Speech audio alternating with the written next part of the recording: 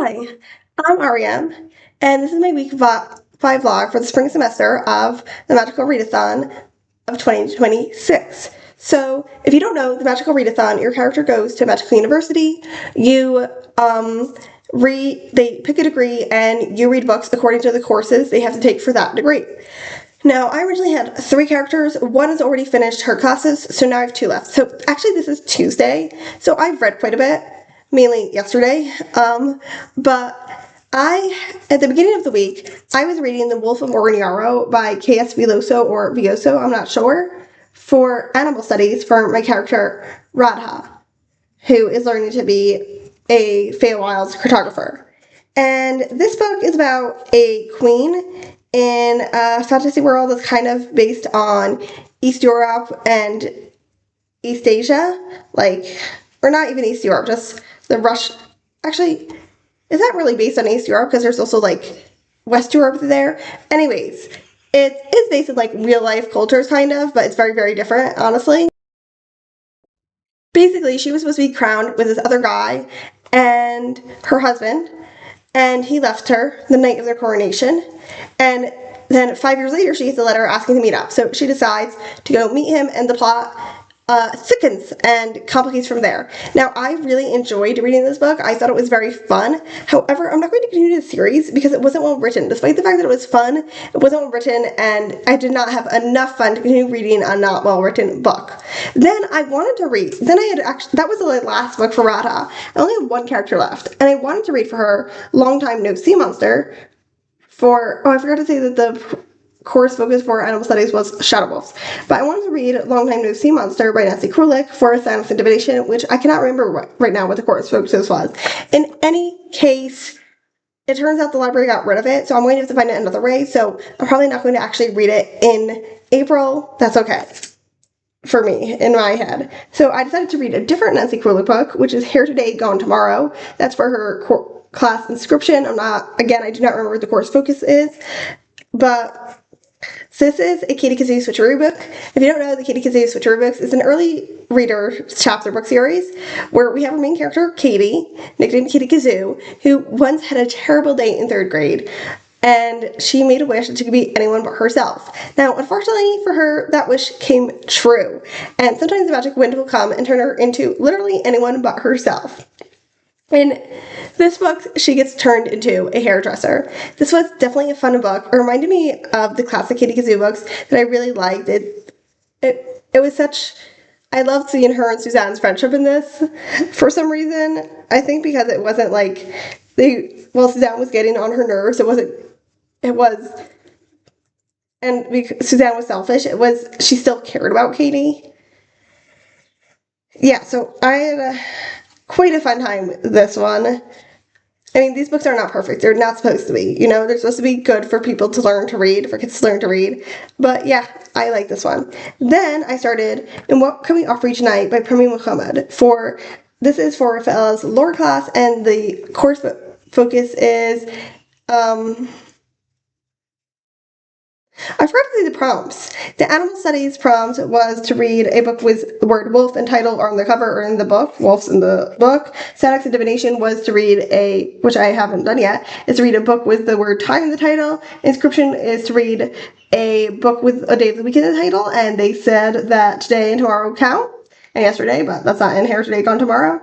And the lore is to read a dystopia or utopia book, and the course focus is ancient speculative lore. So I started reading And What Can We Offer You Tonight by Premi Muhammad. I'm not sure how much I'm into it, not very far, but there are page numbers. So I'm some sort of the percent of into it, maybe 3%. And I don't know. So far it's very confusing, but it's supposed to be confusing. It's a short book. It's not long at all. It's 80 pages or something from what I remember on seeing it on Goodreads. But yeah, it's not so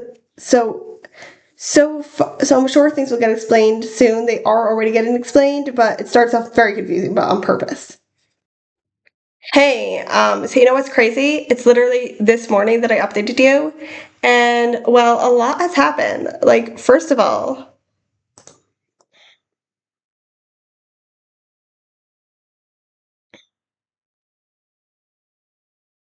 let me say that I finished the book for, well, first of all, actually, before I even say that, let me say that, remember when I said I read that Kitty Kazoo book? Which was Here Today, Gone Tomorrow for Day of a Week in title. So that was for dating intricacies, was the course focus. Then for lore, I was reading And What Can We Offer You Tonight by Premi Muhammad, and I finished it.